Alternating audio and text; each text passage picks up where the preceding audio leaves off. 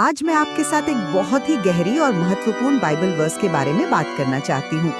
1 John chapter 5 verse 19 में लिखा है कि हम जानते हैं कि हम परमेश्वर से हैं और सारा संसार उस दुष्ट के वश में पड़ा है।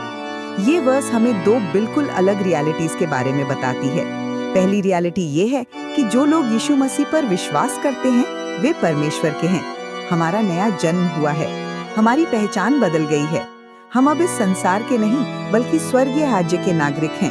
ये एक कंप्लीट ट्रांसफॉर्मेशन है जो हमारी सोल के अंदर हुआ है। दूसरी रियलिटी ये है कि बाकी का पूरा संसार शैतान के कंट्रोल में है। यहाँ संसार का मतलब सिर्फ धरती नहीं है, बल्कि वो पूरी सिस्टम है जो परमेश्वर के विरुद्ध काम करती है। ये वो माइंडसेट है जो गलत वैल्यूज को प्रमोट करती है, जो मटेरियलिज्म और सेल्फिशनेस को बढ़ावा देती है। ये वो कल्चर है जो हमें बताती है कि सक्सेस का मतलब सिर्फ पैसा और फेम है।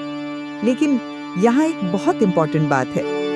वर्स में कहा गया है कि संसार lies in the evil one, यानी वो शैतान के अंदर पड़ा है। इसका मतलब ये नहीं कि संसार शैतान का है, बल्कि ये कि वो उसके इन्फ्लुएंस में है। ये एक टेम्पररी कंडीशन है, परमानेंट नहीं। परमेश्वर अभी भी सॉवरेन है और उसकी फाइनल विक्ट्री निश्चित है। हमारे लिए ये वर्स एक पावरफुल रिमाइंडर है। हम इस संसार में रहते हैं लेकिन इसके नहीं हैं। हमारी वैल्यूज, हमारे डिसीजंस, हमारी प्रायोरिटीज सब कुछ परमेश्वर के किंगडम के अकॉर्डिंग होनी चाहिए। जब हम इस ट्रूथ को समझ जाते हैं तो हमें पता चल जाता है कि हमें कैसे जीना है। हमें कॉम्प्रोमाइज नहीं करना है। ये वर्स हमें होप भी देती है।